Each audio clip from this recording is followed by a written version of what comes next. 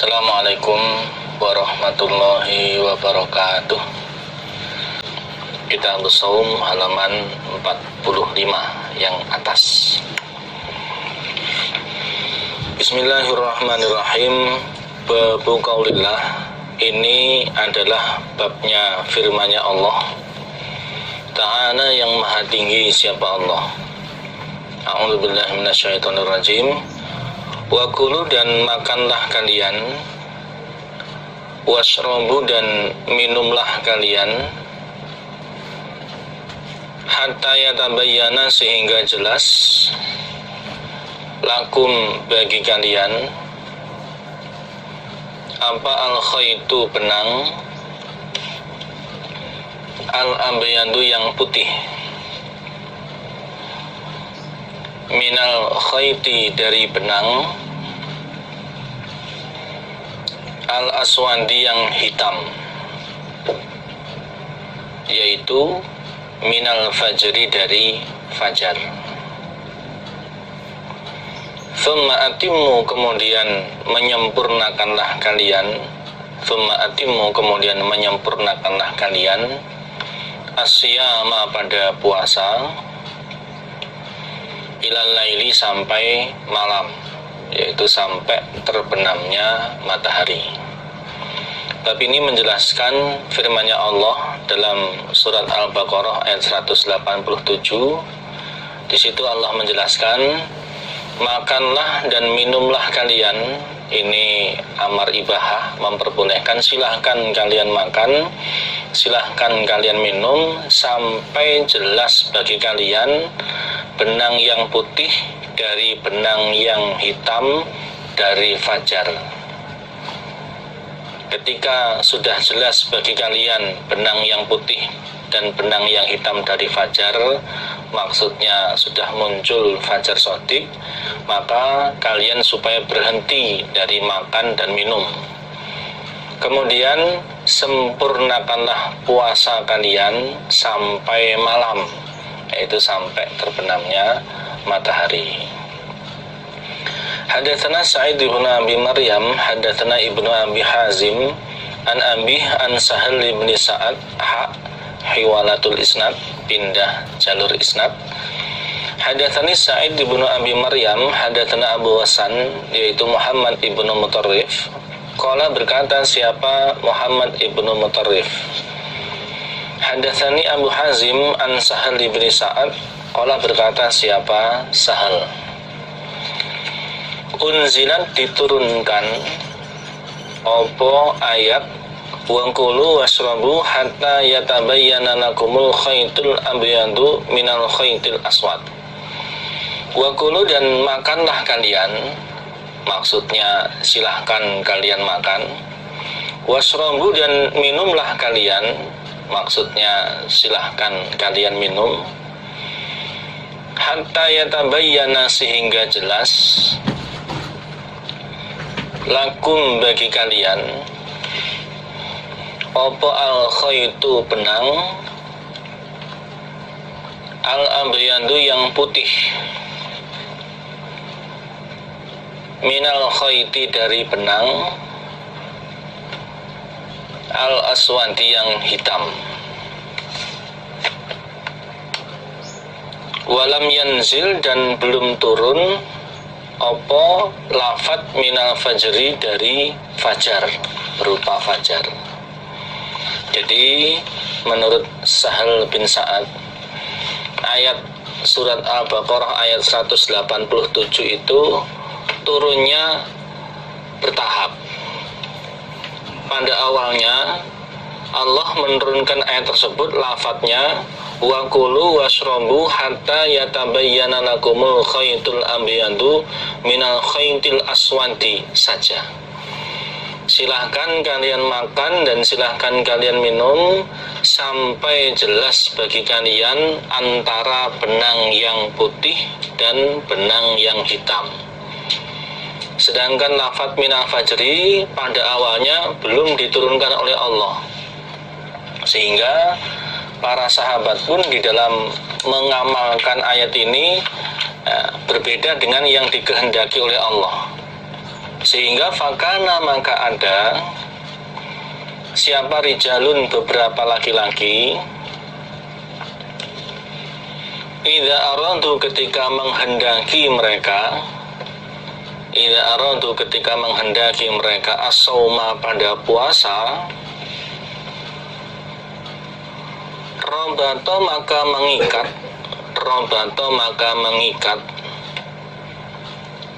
siapa ahaduhum salah satu mereka fi rijlihi di dalam kakinya ahad, maksudnya pada kakinya, al khayto pada benang, al abyadu yang putih, wal khayto dan benang, al aswada yang hitam. Walam yazal dan tidak henti-henti siapa ahad,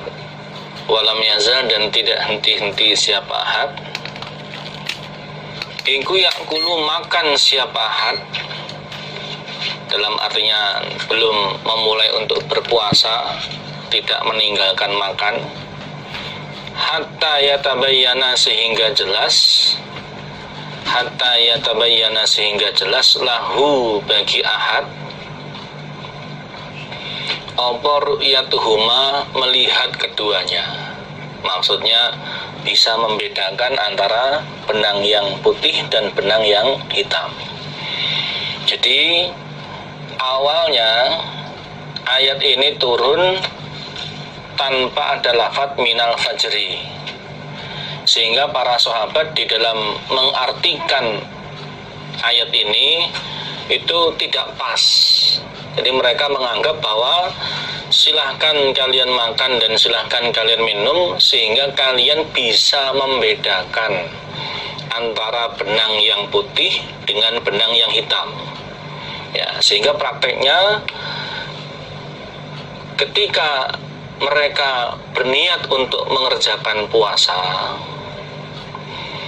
salah satu di antara mereka mengikatkan benang yang hitam dan benang yang putih di kakinya, dan dia terus makan, dalam artian tidak menghentikan diri untuk makan sampai dia bisa membedakan dengan jelas antara warna benang hitam dan benang putih. Ini padahal waktu itu katakanlah keadaannya penerangan itu masih kurang, hanya mengandalkan lampu saja. Ya, itu pun kalau yang punya lampu. Nah, dalam keadaan gelap seperti itu, dia melihat pada benang yang hitam dan benang yang putih yang ada di kakinya. Selama dia belum bisa membedakan mana benang yang hitam dan mana benang yang putih, nah, maka dia terus makan. Padahal kondisinya waktu itu gelap, sehingga ya belum kelihatan antara bedanya benang yang hitam dan benang yang putih. Ini kan keliru. Yang dimaksud oleh Allah itu bukan benang sungguhan. Nah, akhirnya fa'anzala maka menurunkan siapa Allahu Allah ba'du setelah itu menurunkan minal fajri pada lafadz minal fajri. Jadi yang dimaksud oleh Allah sampai jelas bagi kalian antara benang yang putih dan benang yang hitam dari fajar, itu maksudnya sampai kalian bisa dengan jelas melihat fajar shadiq atau fajar sungguhan. Fa'alimu maka mengetahui mereka setelah Allah menurunkan lafadz minal fajri ini, annahu bahwasanya innama yakni sesungguhnya menghendaki siapa Allah dengan lafadz benang yang putih dan benang yang hitam, al-laila pada malam, wan nahara dan siang. Nah, setelah Allah menurunkan lafadz minal fajri, para sahabat mengetahui bahwa yang dimaksud oleh Allah kalian bisa dengan jelas membedakan antara benang yang hitam dan benang yang putih, maksudnya kalian bisa membedakan antara malam dan siang, yaitu munculnya fajar shadiq. Jadi kesimpulan dari ayat ini, batas orang yang berpuasa memulai berpuasa, artinya menahan diri dari makan dan minum dan jima istri dan juga hal-hal yang dilarang bagi orang yang berpuasa, batasnya adalah ketika munculnya fajar shadiq. Jadi fajar itu ada dua macam. Yang pertama fajar kadhib atau fajar palsu. Yang kedua adalah fajar shadiq atau fajar sungguhan. Nah, batas seseorang mulai berpuasa, dia tidak makan, tidak minum, tidak jima istri adalah ketika terbitnya fajar shadiq. Apa bedanya antara fajar shadiq dengan fajar kadhib? Jadi munculnya fajar itu diawali dengan fajar kadhib, di mana fajar kadhib itu adalah arah atau cahaya terang dari arah terbitnya matahari, namun sinarnya itu vertikal menghadap ke atas. Jadi kalau di arah timur, di arah terbitnya matahari itu muncul cahaya terang, tapi sinarnya hanya ke atas saja, ke samping belum, hanya ke atas saja. Ini namanya fajar kadhib. Nah, ketika muncul fajar kadhib seperti ini belum masuk waktu puasa, masih boleh untuk makan, minum, jima istri, contohnya begitu. Nah, mulainya puasa tidak boleh makan, tidak boleh minum, tidak boleh jima istri itu ketika terbitnya fajar shadiq, yaitu cahaya terang di arah terbitnya matahari yang terangnya itu merata, tidak hanya vertikal saja tapi merata. Nah, inilah yang namanya fajar shadiq. Dan mulai terbitnya fajar shadiq itulah mulainya waktu untuk berpuasa. Tidak boleh lagi makan, minum, jima istri dan juga hal-hal yang dapat membatalkan puasa. Ini hadis ini menceritakan tentang proses Allah menurunkan surat Al-Baqarah ayat 187. Sebelum Allah menurunkan lafaz minal fajri, para sahabat itu keliru di dalam memahami apa yang dimaksudkan oleh Allah dalam ayat tersebut. Allah bermaksud silahkan kalian makan dan minum sampai kalian bisa membedakan antara malam dan siang, prakteknya munculnya fajar shadiq. Para sahabat menganggap batasnya boleh makan itu selama belum bisa membedakan antara benang hitam dengan benang putih. Pada keadaannya gelap, ya sampai siang pun siang mungkin baru bisa membedakan. Pada yang dimaksud adalah munculnya fajar shadiq. Jadi kesimpulannya bahwa batas mulainya berpuasa itu ketika munculnya fajar shadiq.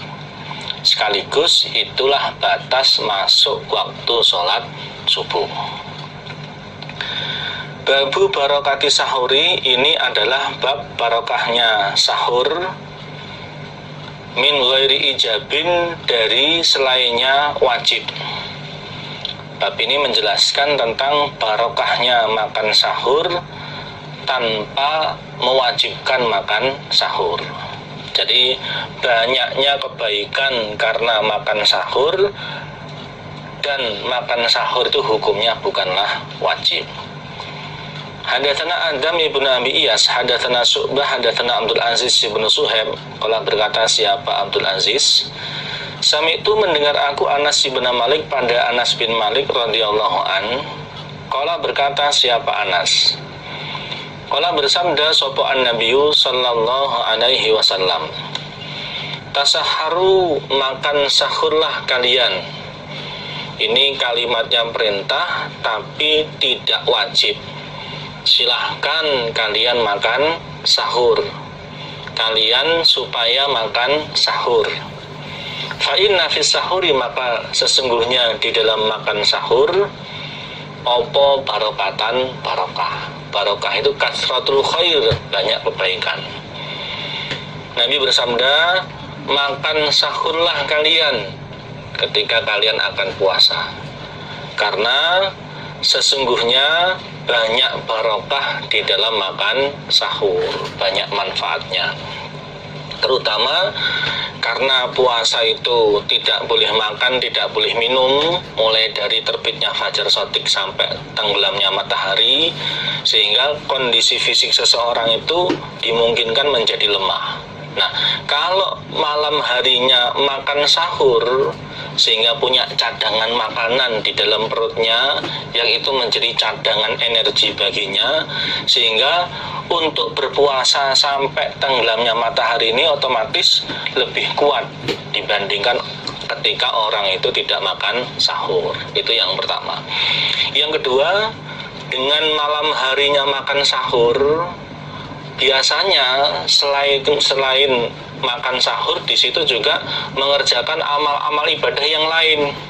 Ya, contohnya mungkin bangun malam untuk berdoa yang baik-baik untuk dirinya, untuk keluarganya, untuk jamaah dan sebagainya.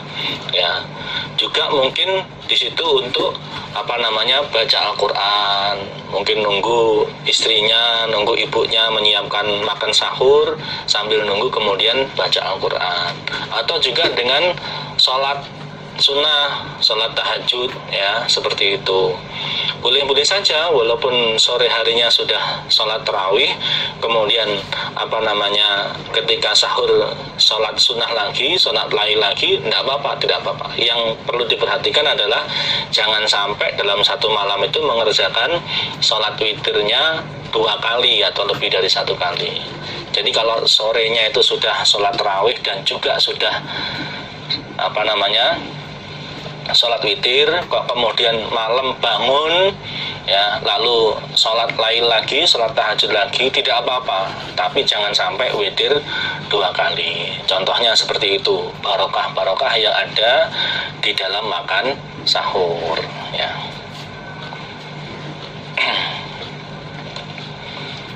Bab fi tauqidis sahuri, di dalam menguatkan makan sahur. Itu bisa sahuri, bisa suhuri.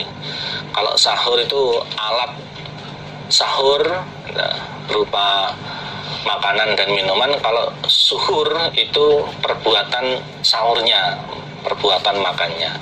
Bab ini menjelaskan hukum dikuatkannya makan sahur. Artinya hukumnya sunnah tapi dikuatkan, atau istilahnya sunnah mu'akadah, sunnah yang dikuatkan. Hadatsana Musaddadun, hadatsana Abdullah ibn Mubarak an Musa ibni Ali ibni Rabah an Abi Qais, yaitu Maula Amr ibni As, an Amr ibni As, orang berkata, siapa Amr? Allah bersabda, siapa Rasulullah sallallahu alaihi wasallam, inna faslama, sesungguhnya pemisahnya apa-apa, maksudnya sesuatu yang membedakan, baina siyamina, antara puasa kita orang Islam, umatnya Nabi Muhammad, wa siyami ahli kitab, dan puasanya ahli kitab, orang Yahudi Nasrani. Karena orang Yahudi Nasrani pun mereka juga dibebani kewajiban puasa oleh Allah.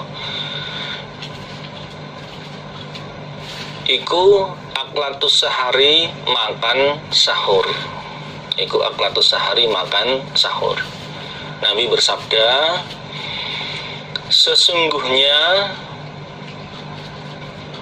pemisah atau pembeda antara puasa kita orang Islam dan puasanya orang ahli kitab Yahudi Nasrani adalah makan sahur.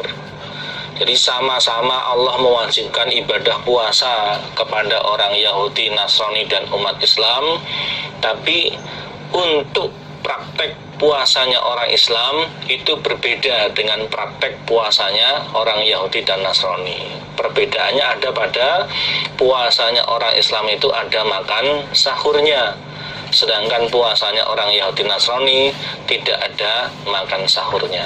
Lalu bagaimana prakteknya? Praktek puasanya orang Yahudi Nasrani.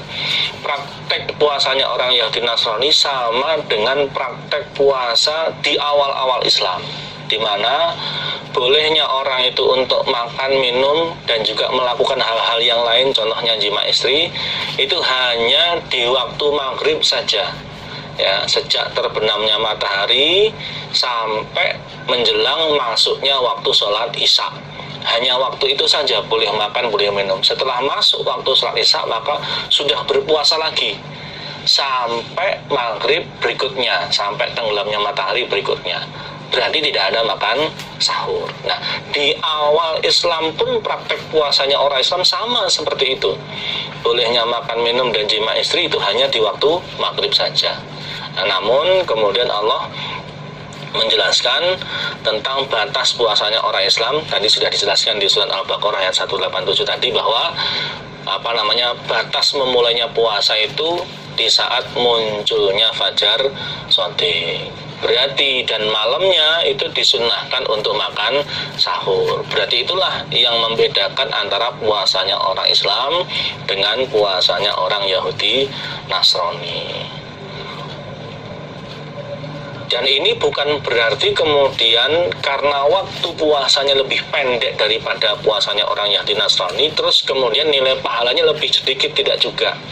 Ya, karena di hadis yang lain Nabi menjelaskan, ibaratnya orang bekerja, orang Yahudi itu mulai dari pagi sampai tengah hari.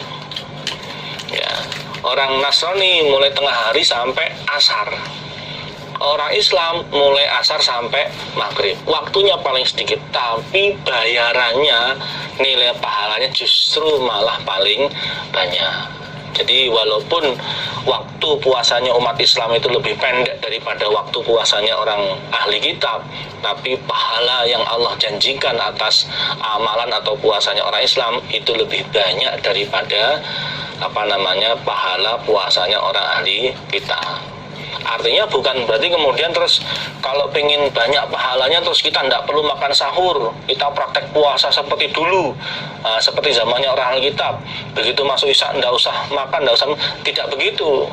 Karena itu memang bukan praktek puasanya orang Islam. Praktek puasanya orang Islam boleh makan, boleh minum, boleh jima istri sampai munculnya fajar shadiq, dan disunnahkan untuk makan sahur, ya.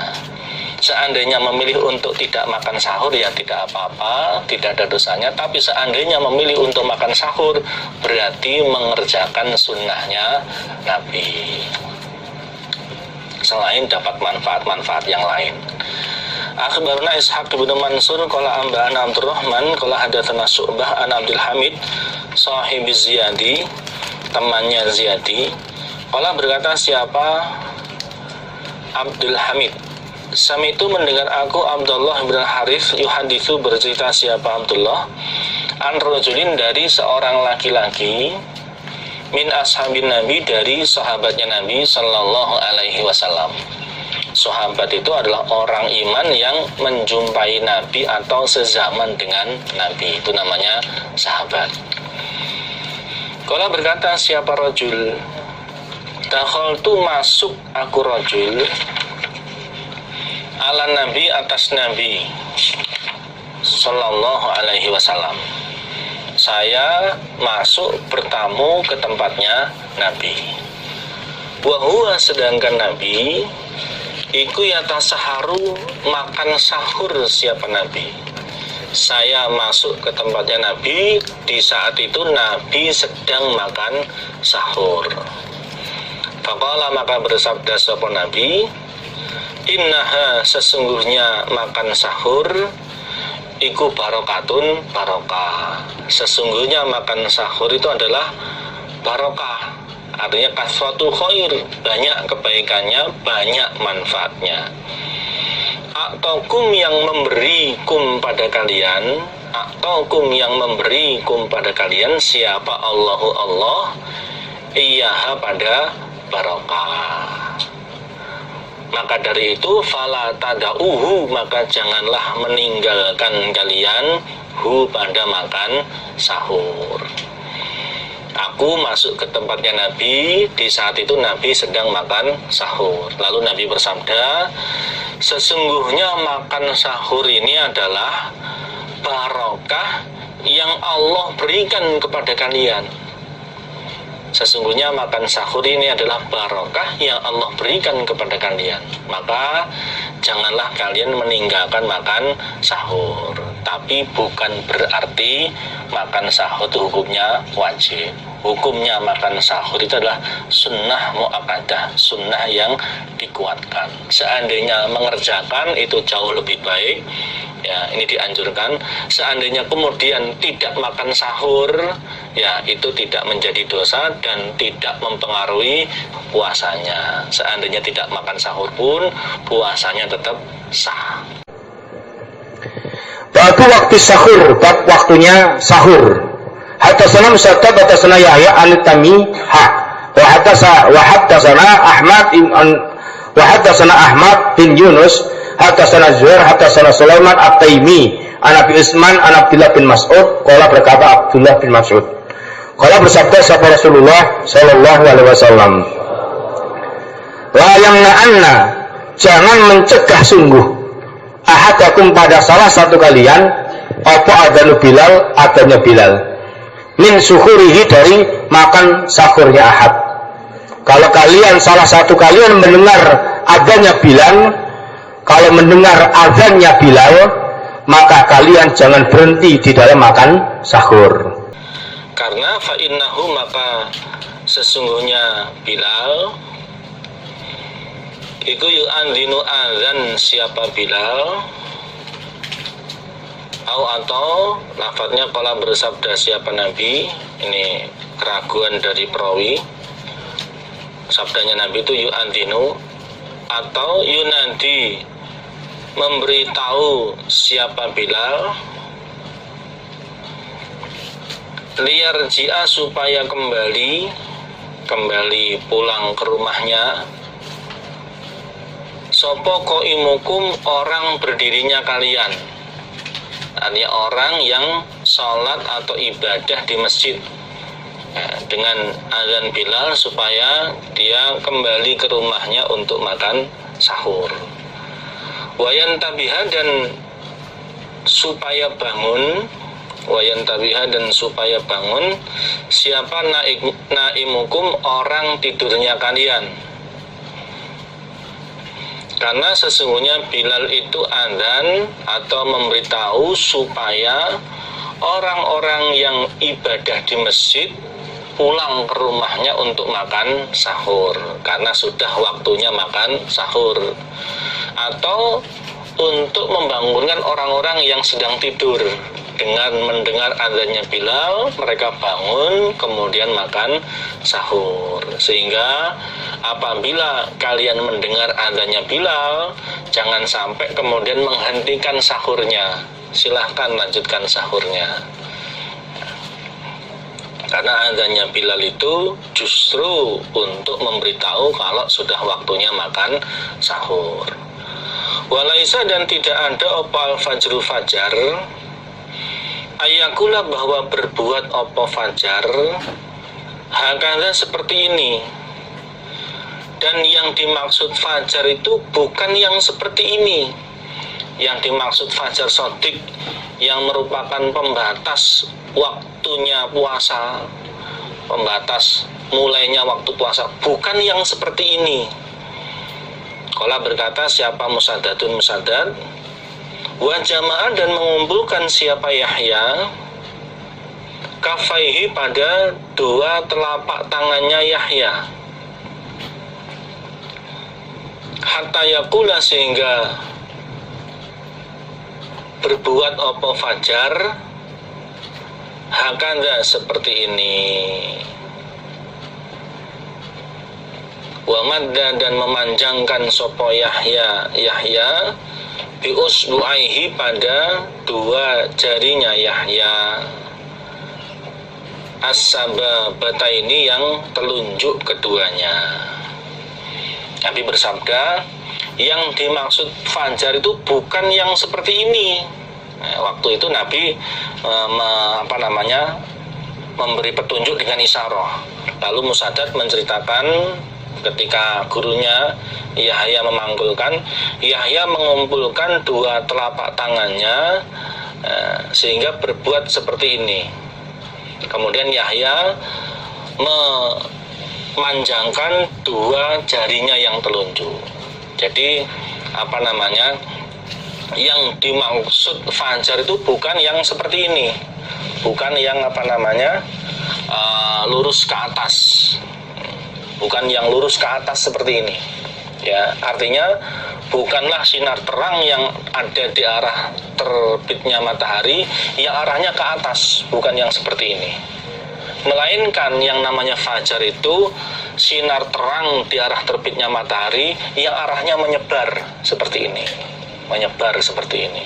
Ini namanya fajar sodik, batas di mana orang yang berpuasa mulai untuk berpuasa tidak boleh makan, tidak boleh minum, tidak boleh jima istri. Bukan yang seperti ini. Kalau yang seperti ini, sinar terang di arah terbitnya matahari yang arahnya ke atas begini, ini namanya fajar kadzib atau fajar palsu. Nah, kalau di zaman Nabi, yang azan untuk azan subuh itu adalah Abdullah bin Ummi Maktum. Yang azannya malam hari untuk membangunkan orang supaya bangun, supaya sahur itu Bilal. Sedangkan yang azan subuh itu adalah Abdullah bin Ummi Maktum. Sehingga Nabi bersabda, azannya Bilal jangan sampai mencegah salah satu kalian dari makan sahurnya. Kalau mendengar Bilal azan, silahkan sahur, tidak apa-apa. Justru malah Bilal azan itu tujuannya untuk memberitahu supaya orang yang di masjid yang sedang sholat supaya pulang ke rumah untuk makan sahur, dan yang di rumah yang tidur supaya bangun untuk makan sahur. Ini bukan berarti kemudian terus ketika mendengar azan subuh silahkan kalian makan, bukan begitu, ya kan? Karena azan itu Bilal itu azannya di waktu malam memang untuk memberitahu supaya orang-orang makan sahur. Sedangkan yang azan untuk azan subuh itu adalah Abdullah bin Ummi Maktum. Jadi jangan diambil pengertian kalau makan kemudian mendengar azan subuh tetap makan, bukan begitu. Beda. Bilal itu azannya di sepertiga malam yang akhir, ya. Sedangkan yang azan subuh itu adalah Abdullah bin Ummi Maktum.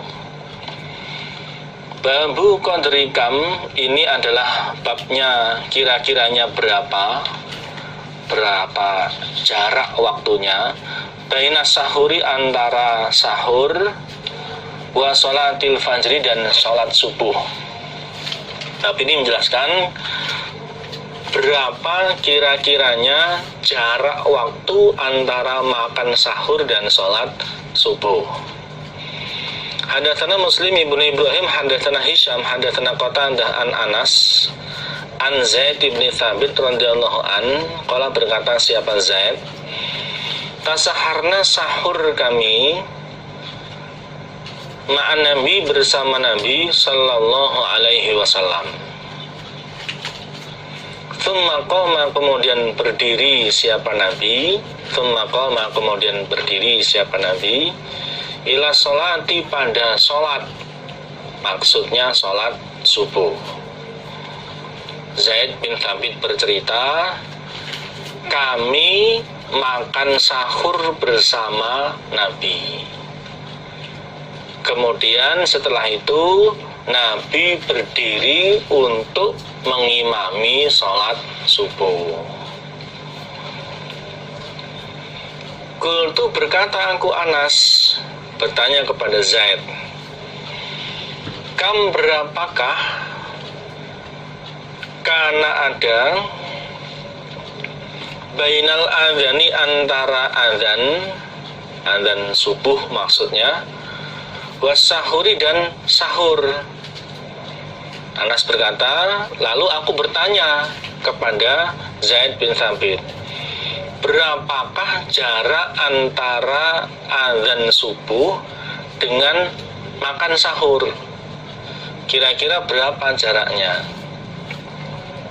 Qala berkata siapa Zaid, qadru khamsina ayatan, kira-kiranya 50 ayat. Jarak antara makan sahur dan azan subuh itu kira-kiranya sama dengan orang membaca Al-Quran 50 ayat. Nah, itu jarak antara makan sahur dengan azan subuh ya. Jadi supaya diingat kembali bahwa batasnya orang awal memulai puasa, tidak boleh makan, tidak boleh minum, tidak boleh jima, itu adalah munculnya fajar shadiq. Sedangkan muadzin mengumandangkan azan subuh itu setelah jelas munculnya fajar shadiq ya, baru kemudian dia mengumandangkan azan subuh. Nah, di sini ketika Zaid ditanya oleh Anas berapa jarak waktu antara makan sahur dengan azan subuh, dia mengatakan jaraknya sama dengan kira-kira orang membaca Al-Quran 50 ayat ya, seperti itu. Jadi tetap batas akhir makan sahur sebelum munculnya fajar shadiq ya, diberi jarak demikian. Maksudnya jangan sampai orang itu karena tidak teliti akhirnya kemudian tanpa dia sadari dia makan sahurnya itu sudah masuk waktu subuh, sehingga ada dibuat jarak seperti itu. Adapun kemudian ada yang mempraktekkan imsak itu ya, supaya dipahami bahwa batasnya ya tetap fajar shadiq. Adapun imsak itu sifatnya memberitahu, warning, perhatian, supaya orang-orang yang sedang makan sahur itu mengetahui bahwa sudah hampir masuk waktunya munculnya fajar shadiq, di mana munculnya fajar shadiq itu batas orang memulai puasa, sehingga orang-orang yang makan sahur sudah menghentikan sahurnya. Jangan sampai tanpa dia sadari dia masih makan, dia masih minum, ternyata sudah masuk waktu puasa ya. Jadi tetap ini hanya membahas jarak ideal antara makan sahur dengan dikumandangkannya azan subuh. Adapun batas orang masih boleh makan sahur selama belum terbitnya fajar shadiq ya, seperti itu. Maka ini sifatnya sebagai hati-hati, jangan sampai kemudian ya tidak memperhatikan sahurnya, lalu ternyata makan sahur sudah masuk waktunya puasa. Babu takjilil iftari, bab mencepatkan berbuka. Bab mencepatkan atau mensegerakan berbuka. Yang dimaksud adalah begitu sudah masuk waktunya berbuka, yaitu tenggelamnya matahari, supaya segera membatalkan puasanya dengan cara makan atau minum.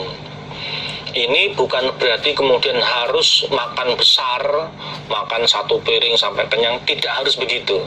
Yang penting membatalkan puasanya walaupun dengan makan satu butir kurma misalkan, ataupun minum seteguk minuman misalkan, itu sudah masuk mencepatkan berbuka. Hadatsana Abdullah bin Yusuf akhbaruna Malik an Abi Hazim an Sahal bin Sa'ad anna Rasulullah, sesungguhnya Rasulullah sallallahu alaihi wasallam iku kala bersabda, siapa Nabi,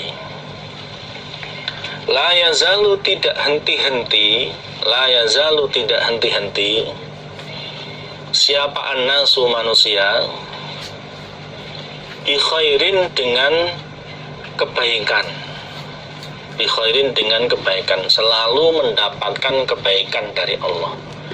Ma ajalu, selama mencepatkan mereka, selama mensegerakan mereka al-fitra pada berbuka.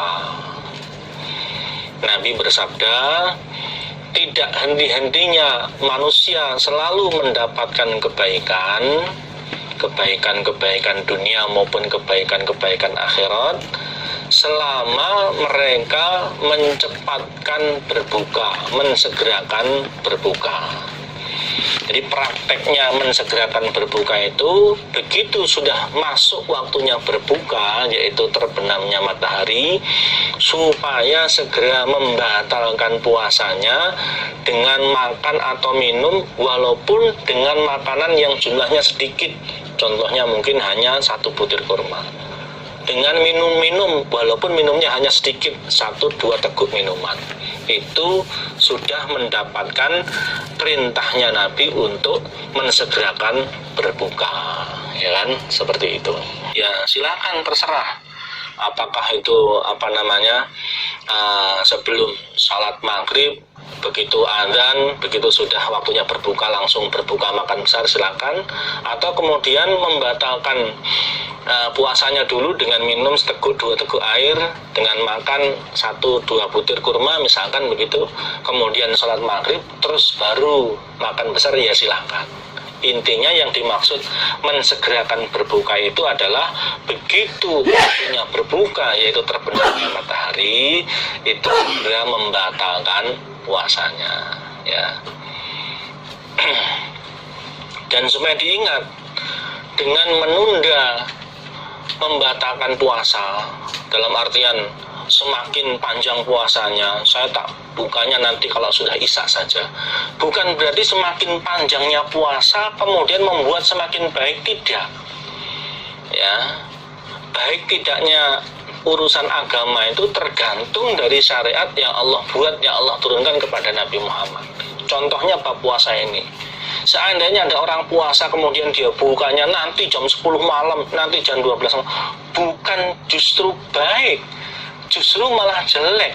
Yang baik adalah begitu waktunya berbuka dia langsung membatalkan puasanya, langsung berbuka. Itu justru yang baik, ya. Maka kalau pengen dapat pahala yang banyak, kebaikan yang banyak, ikuti sunnahnya Nabi, bukan ngikuti akal kita sendiri. Babun bab mata kapan yahillu halal opo fitrus soimi berbukanya orang yang berpuasa. Bab ini menjelaskan kapankah orang yang berpuasa halal untuk berbuka. Kapankah orang yang berpuasa halal untuk berbuka? Hadatsana Al-Humaidi, hadatsana Sufyan, hadatsana Hisham ibn Urwah, qala sami'tu Abi, yang kulo berkata siapa Abi, sami'tu Asim ibn Umar ibn Khattab an Abi, dari bapaknya Asim yaitu Umar ibn Khattab.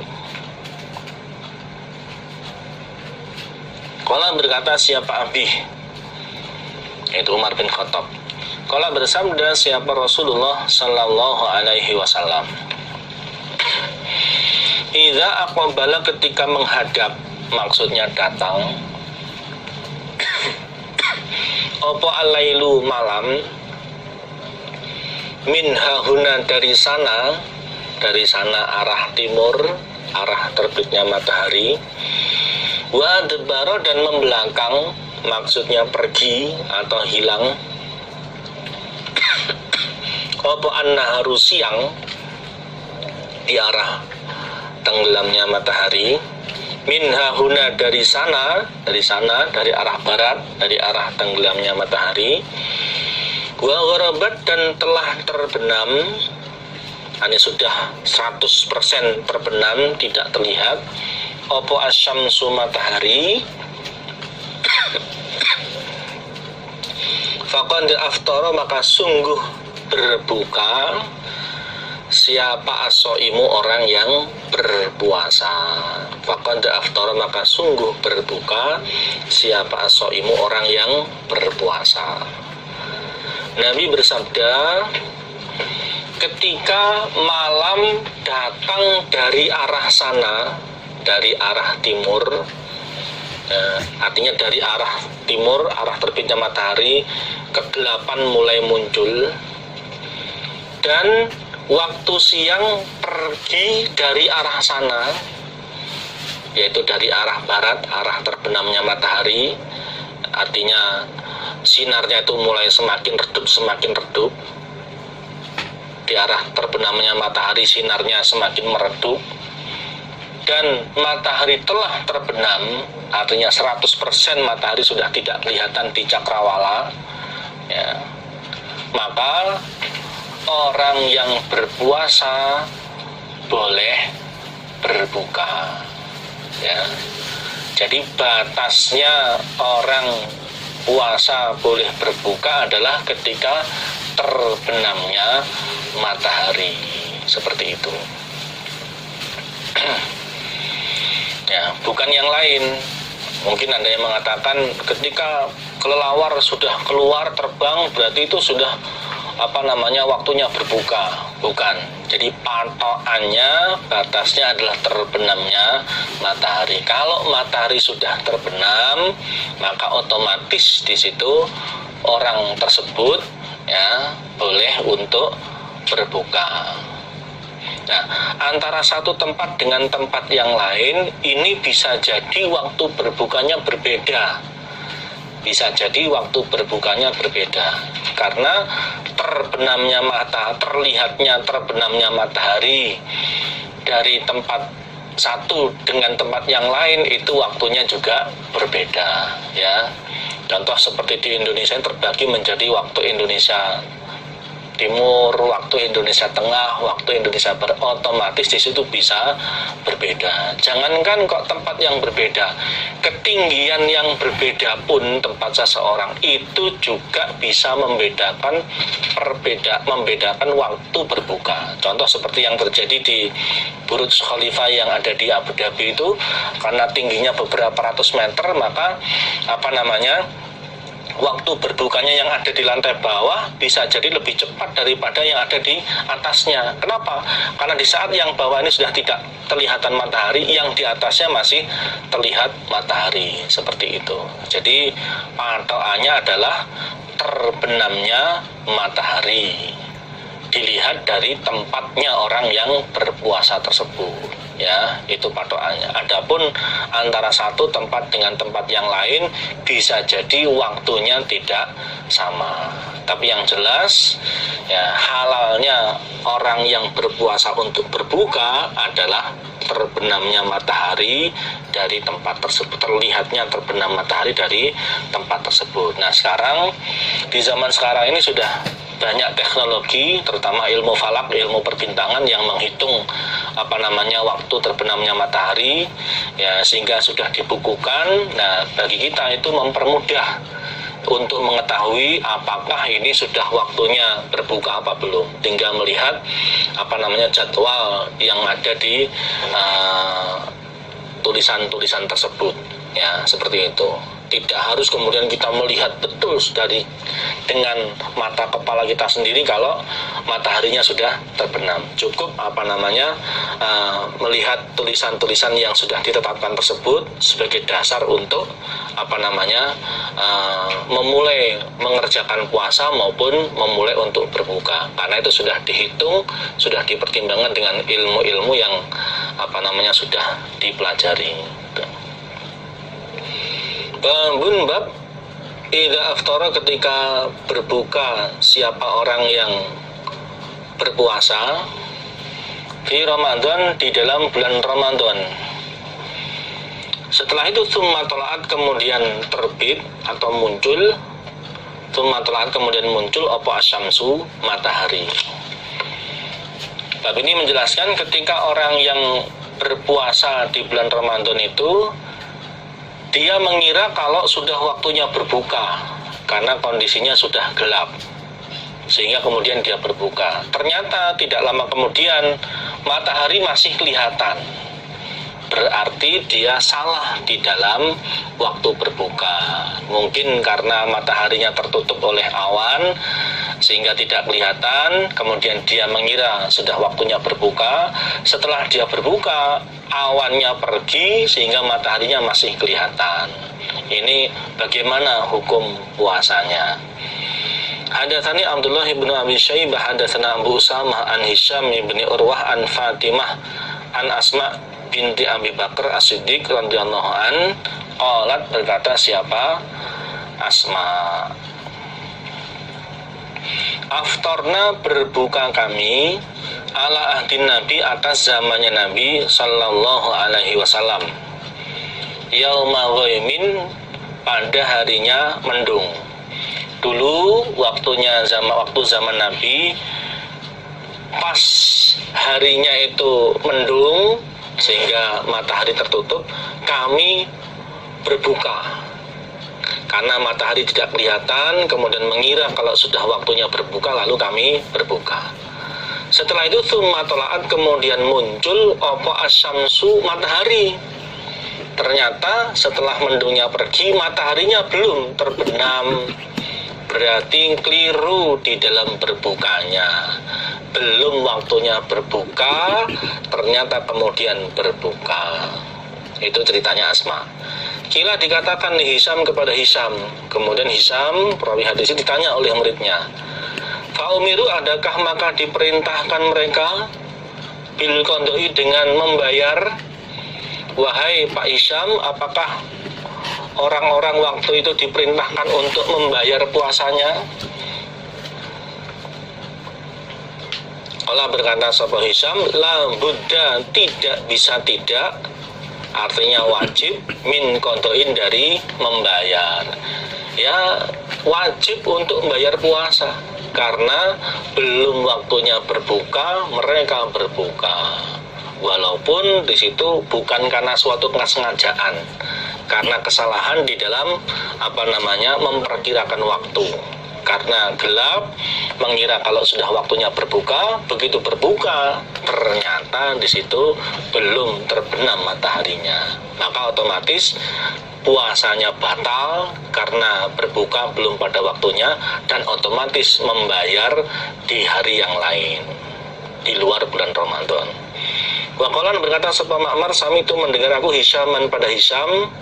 Ma'mar mengatakan di lain kali dia mendengar penjelasan Hisham, la adri, tidak mengetahui aku Hisham, aqadau, adakah membayar mereka, artinya puasanya dianggap batal kemudian mereka wajib membayar, amla, ataukah tidak. Nah, di kesempatan yang lain menurut penyaksiannya Ma'mar, Hisham berkata, menjawab, saya tidak tahu apakah mereka diperintahkan untuk membayar puasanya ataukah tidak. Nah, kesimpulannya adalah kalau belum waktunya berbuka, kemudian orang itu berbuka karena salah mengartikan waktu, maka otomatis puasanya batal. Walaupun tidak sengaja, puasanya batal. Otomatis punya kewajiban untuk membayar di hari yang lain, di selain bulan Ramadan. Babuma, ini adalah babnya apa-apa yuftaru, yang dipakai berbuka, opo alaihi ma. Bab ini menjelaskan tentang makanan yang digunakan untuk berbuka, untuk membatalkan puasa. Hadatsana Musaddadun hadatsana Abdul Wahid ibn Ziyad an Asim al-Ahwal an Hafsah binti Sirin anir Rabab an Salman ibni Amir ammiha, pamannya Hafsah. Qala, berkata siapa? Salman. Qala, bersabda siapa Rasulullah sallallahu alaihi wasallam, idza kana, ketika ada, siapa ahadukum, salah satu kalian, iku so'iman, orang yang berpuasa, so'iman, orang yang berpuasa, fal yuftir, maka hendaklah berbuka dia, fal yuftir, maka hendaklah berbuka dia, alat tamri, atas kurma, dengan makan kurma. Nabi bersabda, ketika salah satu kalian berpuasa, hendaklah dia berbuka dengan makan kurma. Jadi disunnahkan untuk makan kurma untuk membatalkan puasanya. Artinya makanan yang pertama kali dimakan untuk membatalkan puasanya. Itu disunnahkan kurma kalau ada. Fa'ilam yajid, maka jika tidak menjumpai siapa ahad, fa'ilam yajid, maka jika tidak menjumpai siapa ahad at-tamro pada kurma, maksudnya tidak ada kurma atau tidak punya kurma, fa'alal ma', maka atas air. Fa'alal ma', maka atas air. Jika dia tidak menjumpai kurma untuk membatalkan puasanya, maka supaya membatalkan puasanya dengan minum air. Fa'innal ma'a, maka sesungguhnya air iku tahurun, alat sesuci. Karena sesungguhnya air itu adalah alat sesuci, artinya sesuatu makanan atau minuman yang baik. Jadi sesuai dengan hadis ini, makanan atau minuman yang disunnahkan untuk membatalkan puasa kalau ada buah kurma. Seandainya tidak ada air, ya silakan minum air untuk membatalkan puasa, baru kemudian memakan makanan yang lain, ya baru kemudian memakan makanan yang lain, ya seperti itu. Itu yang disunnahkan untuk membatalkan puasa. Artinya begini, kalau ini adalah sunnahnya Nabi, kalau kita berusaha untuk mengepaskan dengan apa yang disunnahkan oleh Nabi, berarti kita mendapatkan pahala menghidup-hidupkan sunnah. Ya, artinya sama-sama kita makan, sama-sama kita berbuka. Kalau makanan yang kita pilih itu disesuaikan dengan apa yang disabdakan oleh Nabi, berarti kita memperoleh pahala menghidup-hidupkan sunnahnya Nabi. Ya, ini plusnya. Walaupun seandainya makan yang lain atau membatalkan puasanya dengan makanan yang lain, bukan kurma, bukan air, misalkan buah yang lain, itu ya boleh-boleh saja. Cuman kalau kita mengepaskan dengan sabdanya Nabi ini, kita dapat pahala berupa menghidup-hidupkan sunnah, seperti itu. Dan yang disabdakan oleh Nabi itu bukan sesuatu yang tidak ada manfaatnya, ada dasarnya, ada manfaatnya. Ya, artinya kita memilih kurma untuk dijadikan makanan yang pertama untuk membatalkan puasa, itu ada barakahnya, ada manfaatnya. Karena wa ma yantiqu anil hawa, Nabi Muhammad itu tidak bersabda, tidak berkata dari arah dirinya Nabi sendiri, hawa nafsunya Nabi sendiri. In huwa illa wahyun yuha, tidak ada sabdanya Nabi kecuali wahyu dari Allah yang diwahyukan kepada Nabi Muhammad. Pasti ada sisi positifnya yang melebihi daripada yang tidak disabdakan oleh Nabi. Jadi satu, kalau kita berbuka atau membatalkan berpuasa kita dengan makan kurma, satu, kita dapat sunnahnya Nabi, dapat pahala menghidupkan sunnah. Yang kedua, yang disabdakan Nabi itu pasti ada barokahnya dibanding yang lain. Maka silahkan di situ kemudian memerlukan diri ya untuk membatalkan puasanya dengan kurma. Ya, sama-sama beli makanan yang lain dan juga beli kurma, ini diniati untuk menghidupkan sunnah, ya kan, seperti itu. Dapat pahalanya dan dapat manfaatnya. Babul qauli, babnya ucapan atau doa indal iftar, ketika berbuka. Bab ini menjelaskan ucapan atau doa yang dibaca di saat berbuka puasa. Hadatsana Abdullah bin Muhammad bin Yahya, rupanya Abu Muhammad. Hadatsana Ali bin Hasan, akhbarani Husain bin Waqid. Hadatsana Marwan, yakni menghendaki siapa Husain, Ibna Salim pada Ibna Salim, maksudnya Marwan ibni Salim Al-Muqaffa. Qala berkata siapa Marwan, Ra'aitu melihat aku Marwan Ibna Umar pada Ibna Umar, pada Abdullah bin Umar. Ya kok bitu menggenggam siapa Abdullah bin Umar ala lihyatihi atas jenggotnya Ibnu Umar. Fayaqata'u maka memotong siapa Ibnu Umar ma pada apa-apa berupa jenggot. Zada yang tambah opoma, yang lebih opoma alal kafi atas telapak tangan. Marwan berkata, saya melihat Ibnu Umar memegang jenggotnya, ya, dipegang sak pegangan tangan.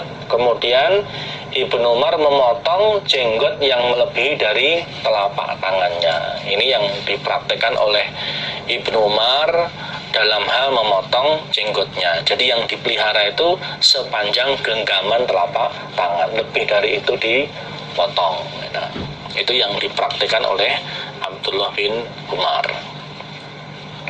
Waqala dan berkata siapa Marwan, karena ada sapa Rasulullah sallallahu alaihi wasallam Iku ida aftara ketika berbuka siapa Nabi, ketika berbuka siapa Nabi, qala maka bersabda atau membaca siapa Nabi, berdoa siapa Nabi. Zahamba telah hilang opo adzoma'u haus, wa batalat dan telah basah opo al-uruku beberapa otot, wa sabata dan tetap opo al-ajru pahala puasa, insya Allah, insya jika menghendaki siapa Allah. Ketika Nabi berbuka puasa, Nabi berdoa, zahabat dhama'u wa batalatil uruq wa sabatal ajru insya Allah. Itu salah satu tuntunan doa yang dibaca ketika berbuka puasa, ya.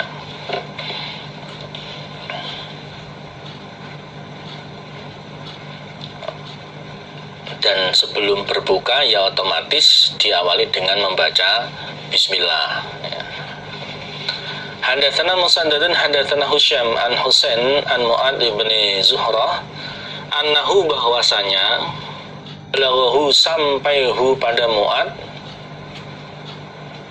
opo hadis yang isinya anna nabiyya sesungguhnya Nabi sallallahu alaihi wasallam iku kana ada siapa Nabi iku idza aftara ketika berbuka siapa Nabi qala maka berdoa siapa Nabi, Allahumma ya Allah, laka hanya untukmu sumtu berpuasa aku, hanya kepadamu sumtu berpuasa aku, wa ala rizkika dan atas rizkimu aftartu berbuka aku.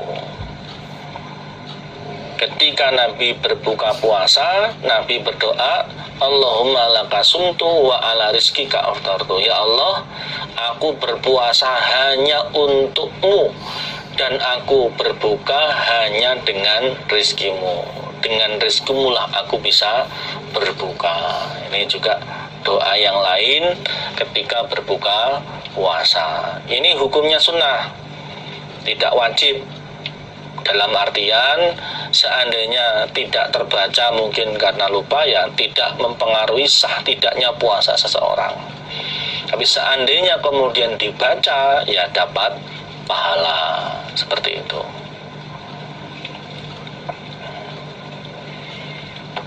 Babuma ini adalah babnya apa-apa Ja'a yang datang opoma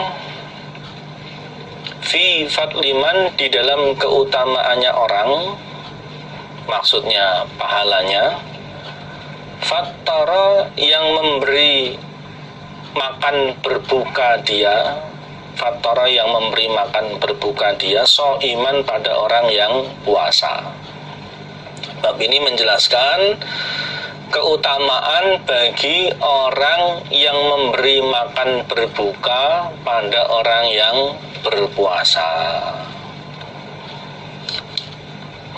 Hadatsana Hanad hadatsana Abdul Rahim an Abdul Malik ibni Abi Sulaiman an Atha an Zaid bin Khalid al-Juhani. Qala, berkata siapa Atha? Qala, bersabda siapa Rasulullah sallallahu alaihi wasallam. Man, barang siapa saja, fattara, yang memberi makan berbuka dia, fattara, yang memberi makan berbuka dia, iman pada orang yang berpuasa. Di sini sifatnya umum, baik puasa wajib maupun puasa sunnah. Karena maka ada lahu, bagi orang, opo mislu ajrihi, semisal pahalanya orang yang berpuasa. Semisal pahalanya orang yang berpuasa. Ghaira, selain, anahu, sesungguhnya,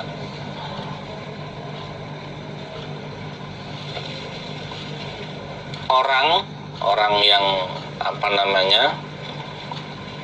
memberi makan, layan kusu, tidak mengurangi dia, layan kusu, tidak mengurangi dia orang yang memberi makan berbuka, min ajri shaimi, dari pahalanya orang yang berbuka, syai'an, pada sesuatu, maksudnya sedikit pun. Nabi bersabda, barang siapa yang memberi makan berbuka pada orang yang berpuasa, barang siapa yang memberi makan berbuka pada orang yang berpuasa, maka dia mendapatkan pahala sebanyak pahalanya orang yang berpuasa. Maka dia mendapatkan pahala sebanyak pahalanya orang yang puasa, tanpa sedikit pun dia mengurangi pahalanya orang yang berpuasa. Disitulah kefadulan yang Allah berikan kepada orang yang memberi makan berbuka pada orang yang berpuasa. Maka silahkan bagi yang punya rezeki, ya, memerlukan untuk memberi makan pada orang yang berpuasa, sehingga mendapatkan pahala tersebut. Orang yang memberi makan berbuka ini dia juga puasa. Nah, artinya tidak ada artinya kemudian kalau dia hanya memberi makan orang yang berpuasa sedangkan dia sendiri malah tidak puasa. Ya, tidak ada artinya. Maksudnya dia ya puasa dan dia kemudian sedekah makanan untuk berbukanya orang yang berpuasa. Ini juga menunjukkan bahwa sama-sama sedekah. Kalau sedekahnya itu diberikan kepada orang yang beribadah, itu dapat kiriman pahala. Ya, berbeda dengan sedekah kepada orang yang tidak ahli ibadah atau tidak ibadah. Nah, ini juga menunjukkan bahwa sedekah kepada orang yang ahli ibadah itu pahalanya lebih besar daripada sedekah kepada orang yang tidak ahli ibadah. Nah, sekarang ini banyak tempat-tempat yang di situ banyak orang yang memerlukan diri untuk sedekah makanan bagi orang yang berpuasa. Di masjid-masjid, di tempat-tempat umum, di jalan-jalan banyak orang yang sedekah makanan untuk berbukanya orang yang berpuasa, dan itu baik. Termasuk di kalau di Masjidil Haram, di Masjidil Aqsa itu bahkan mereka berlomba-lomba, ya, berlomba-lomba untuk sedekah, bahkan sampai rebutan tempat untuk sedekah. Ya, Ya, seperti itu. Itu menunjukkan ya, satu, mereka yang punya rezeki yang lebih. Yang kedua, betul-betul memahami akan kefandolan orang yang memberi makan berbuka. Sampai di situ rebutan tempat, rebutan orang yang diberi sodako. Ya. Insya Allah kita pun di sekitar kita ya juga berusaha untuk memerlukan, memberi makan kepada orang yang berpuasa.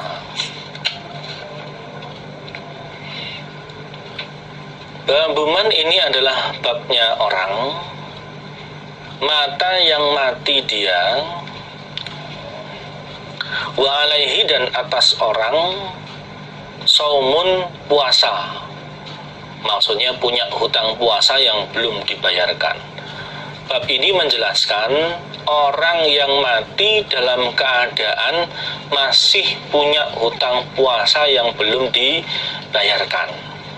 Bisa jadi ya, dia meninggalkan puasanya contohnya karena perempuan sedang haid, perempuan sedang nifas, atau orang yang sedang sakit, atau karena bepergian. Nah, belum sempat dia membayar hutang puasa Ramadannya, kemudian dia meninggal dunia. Bagaimana solusi bagi orang yang seperti ini? Hadatsana Muhammad ibn Khalid, hadatsana Muhammad ibn Musa ibn A'yan, hadatsana Abi an Amr ibn Harith, an Ubaidillah ibn Abi Ja'far, anna Muhammad ibn Ja'far iku hadatsahu an Urwah an Aisyah radhiyallahu anha, anna Rasulullah, sesungguhnya Rasulullah sallallahu alaihi wasallam iku qala, bersabda siapa Nabi, man barang siapa mata yang mati dia, wa alaihi, dan berat atasnya, wa alaihi, dan berat atasnya, siamun utawi puasa, maksudnya punya hutang puasa Ramadan misalkan.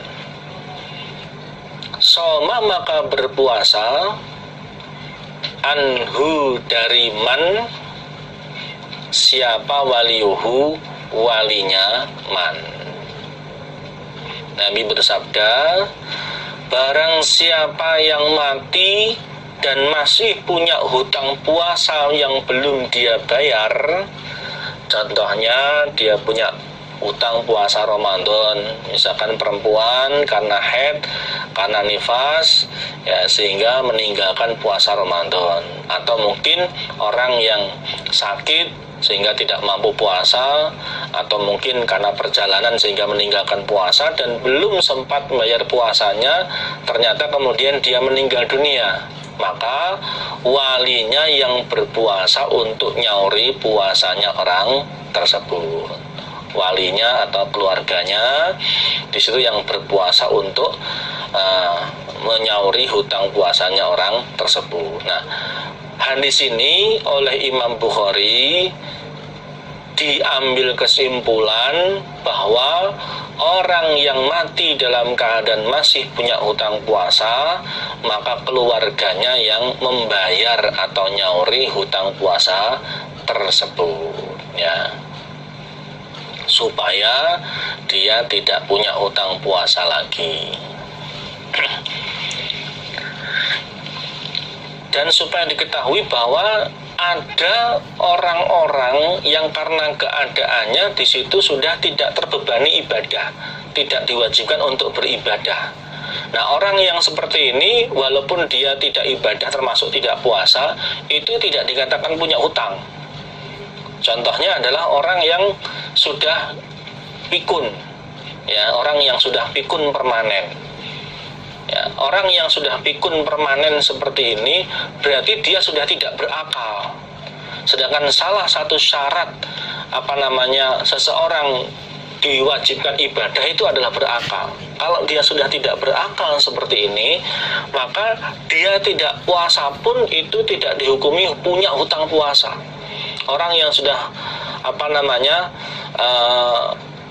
pikun permanen itu tidak berkewajiban ibadah dan dia tidak mengerjakan ibadah itu tidak dihitung hutang, maka dia tidak puasa, tidak apa-apa, dan keluarganya tidak perlu bayar hutang atau bayar fidyah, seperti itu. Contoh lagi orang yang gila. Orang yang gila ini dia sudah tidak ada akalnya, tidak berakal, sehingga tidak berkewajiban untuk puasa, seperti itu ya. Tapi kalau keadaannya itu dia ya sehat, ya berakal, ya balik, maka ya otomatis wajib berpuasa. Dan seandainya tidak berpuasa karena udzur, contohnya sakit, contohnya bepergian, contohnya karena nifas, karena haid, nah di situ dihitung hutang puasa ya. Maka ada orang-orang yang tidak puasa yang dihukumi hutang dan wajib dibayar. Kalau sampai dia mati belum terbayar, maka keluarganya yang bayar.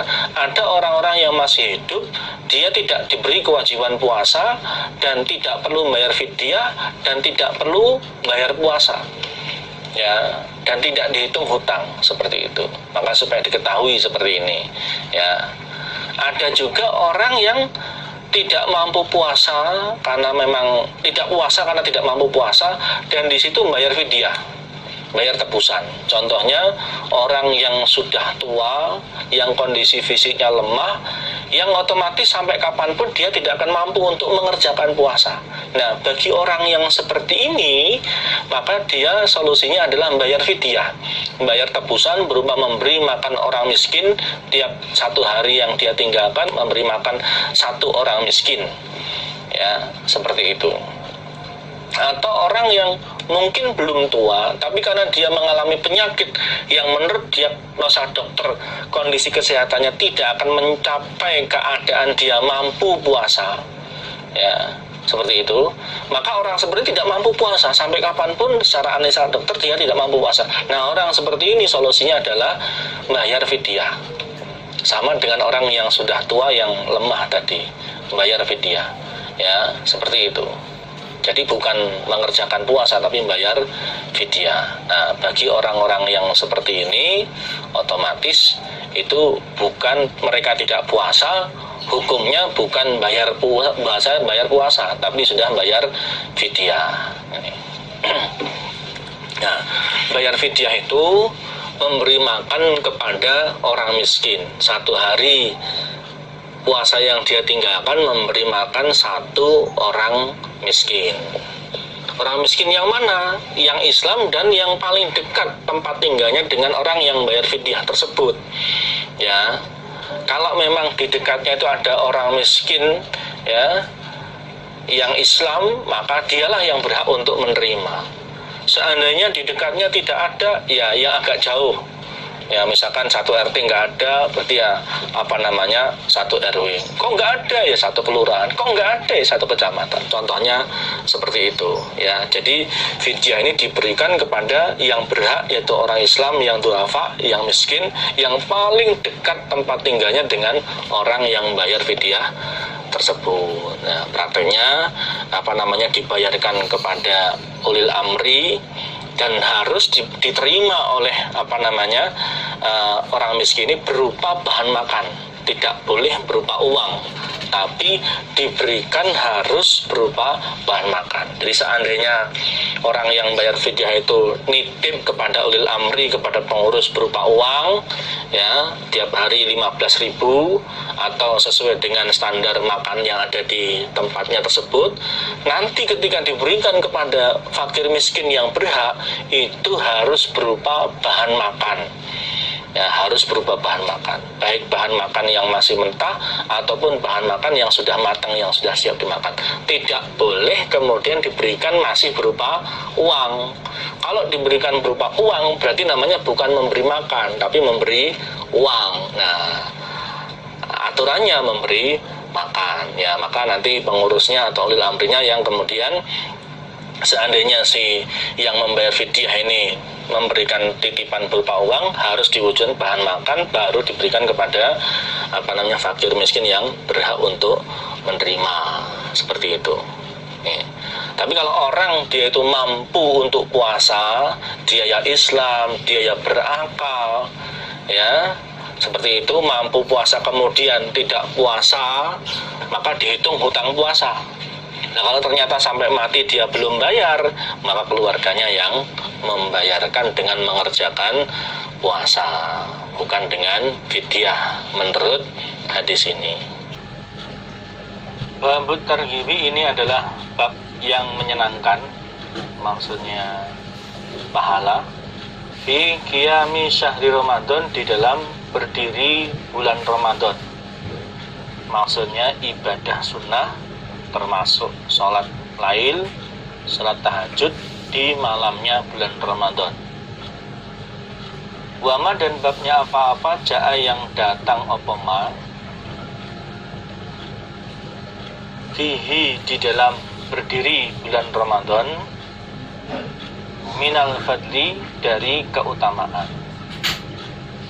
Bab ini menjelaskan pahala di dalam berdiri di dalam bulan Ramadan. Disunnahkannya mengerjakan ibadah sunnah, terutama sholat di malamnya bulan Ramadan. Dan bab ini menjelaskan keutamaan dari sholat atau ibadah di dalam bulan Ramadan. Hadatsana Abd bin Humaid hadatsana Abdul Razzaq akhbarana Ma'mar Aniz Zuhri an Abi Salamah an Abi Hurairah, qala, berkata siapa? Abu Hurairah. Karena ada siapa Rasulullah sallallahu alaihi wasallam, iku yurahibu, menyenangkan siapa Nabi, menganjurkan siapa Nabi, fi qiyami Ramadan, di dalam berdiri bulan Ramadan. Maksudnya mengerjakan ibadah sunnah di bulan Ramadan, termasuk sholat lail, sholat tahajud, sholat tarawih. Min ghairi ayyak murahum, dari selain perintah siapa Nabi, hum, pada mereka, dari selain perintah siapa Nabi, hum, pada mereka, biazimatin, dengan ketetapan, maksudnya selain mewajibkan. Nabi menyenangkan atau menganjurkan kepada para sahabat untuk berdiri di bulan Ramadan. Nabi menganjurkan kepada para sahabat untuk mengerjakan ibadah sunnah di dalam bulan Ramadan, termasuk sholat sunnah di malam bulan Ramadan, dari selain memerintahkan para sahabat dengan ketetapan, maksudnya dengan tidak mewajibkan. Berarti menganjurkan, mensunahkan, tapi tidak mewajibkan. Wa yaqulu, dan bersabda siapa Nabi, man, barang siapa, koma, yang berdiri dia, Ramadan, pada bulan Ramadan. Berdiri ini maksudnya mengerjakan ibadah-ibadah sunnah, termasuk sholat lail, sholat tahajud atau sholat tarawih, tergantung penyebutannya. Imanan, dengan atau karena iman, wahtisaban, dan karena mencari pahala, ghufira, maka diampuni, lahu, bagi man, opo ma apa-apa, taqaddama, yang dahulu, opo ma, taqaddama, yang dahulu, opo ma, yaitu min dzambihi, dari dosanya man, min dzambihi, dari dosanya man. Dan Nabi bersabda, barang siapa yang berdiri pada bulan Ramadan, barang siapa yang memperbanyak ibadah sunnah, mengerjakan ibadah sunnah di bulan Ramadan, termasuk sholat malam, karena iman dan karena mencari pahala, maka semua dosa-dosanya yang telah lewat diampuni oleh Allah. Maka semua dosa-dosanya yang telah lewat diampuni oleh Allah. Kefadolan berdiri di bulan Ramadan, mengerjakan ibadah sunnah termasuk sholat malam di bulan Ramadan, itu adalah diampuni semua dosa-dosa kecilnya yang telah lewat. Ingat, semua dosa-dosa kecil. Artinya dosa-dosa kecil itu dosa-dosa yang tidak ada hadnya, tidak ada batas ketentuan kafarohnya. Apa contohnya dosa-dosa had? Dosa-dosa yang ada batas ketentuan kafarohnya, contohnya mencuri yang batasnya potong tangan, ya, berzina yang di situ dirajam atau dijilid seperti itu. Nah, dosa-dosa selain dosa had, dosa-dosa kecil itu diampuni oleh Allah karena dia itu mengerjakan ibadah sunnah atau sholat sunnah di malam bulan Ramadan dengan niat karena keimanan dan mencari pahala. Fatuwafiyah, maka diwafatkan siapa Rasulullah Sallallahu Alaihi Wasallam. Wal amru, sedangkan perkara ala zalika, atas demikian itu keadaan. Rasulullah diwafatkan sedangkan perkara atas demikian itu keadaan. Artinya Nabi wafat dalam keadaan para sahabat mengerjakan sholat malam, sholat lail di bulan Ramadan itu dikerjakan dengan sendiri-sendiri, tidak dengan cara berjamaah. Tidak dengan cara berjamaah. Nah, kalau dilihat dari hadis yang lain, jadi memang pernah Nabi itu mengerjakan sholat malam di bulan Ramadan, sholat lail di bulan Ramadan, kemudian ada beberapa sahabat yang makmum kepada sholat malamnya Nabi. Kemudian siang harinya mereka cerita kepada sahabat-sahabat yang lain kalau tadi malam dia sholat malam makmum pada sholat malamnya Nabi. Sehingga pada malam kedua lebih banyak sahabat yang ikut makmum pada sholat malamnya Nabi. Setelah malam kedua ini mereka yang ikut sholat Nabi cerita, sehingga pada malam yang ketiga lebih banyak lagi sahabat-sahabat yang ingin makmum sholat malam pada sholat malamnya Nabi, sampai meludak, sampai mesinnya tidak muat. Dan ternyata Nabi tidak keluar untuk mengerjakan sholat malam.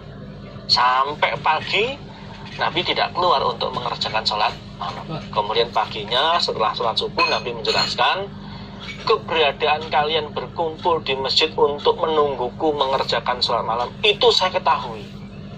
Artinya Nabi tidak keluar di malam tersebut untuk sholat malam itu memang Nabi sengaja. Karena aku khawatir kalau sholat malam ini diwajibkan atas kalian, kemudian kalian berat, kalian tidak mampu, sehingga Nabi sengaja tidak keluar. Nah, setelah kejadian itu akhirnya para sahabat mengerjakan sholat malam itu dengan sendiri-sendiri, tidak berjamaah. Maka di sini jelaskan fatuwfiya Rasulullah Sallallahu Alaihi Wasallam wal amru ala dzalika. Nabi Muhammad diwafatkan dalam keadaan orang-orang atau para sahabat mengerjakan sholat malamnya itu dengan sendirian, sendiri-sendiri, tidak berjamaah. Walaupun sempat 2 malam atau 3 malam di hadis yang lain itu Nabi dan para sahabat mengerjakan sholat malam di bulan Ramadan itu dengan berjamaah, walaupun sempat begitu.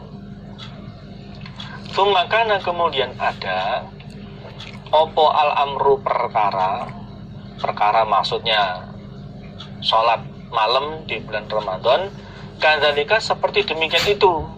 Sholat malam di bulan Ramadan dikerjakan dengan sendiri-sendiri. Fi khilafati Abi Bakrin, di dalam masa kekhalifahannya Abu Bakar. Wa sadron, dan permulaan min khilafati Umar, dari kekhalifahannya Umar bin Khattab. Ala dzalika, atas demikian itu sholat malam dikerjakan dengan sendiri-sendiri. Kemudian Khalifah Umar bin Khattab punya ilham, punya ijtihad, karena melihat orang-orang yang mengerjakan sholat malam di masjid itu ada yang sendiri-sendiri, ada yang kemudian berjamaah dimakmumi 1-2 orang yang lain. Kemudian punya ilham, alangkah baiknya kalau sholat malamnya itu dikerjakan dengan berjamaah. Seperti yang diterangkan di hadis berikut ini, lengkapnya diterangkan di hadis berikut ini.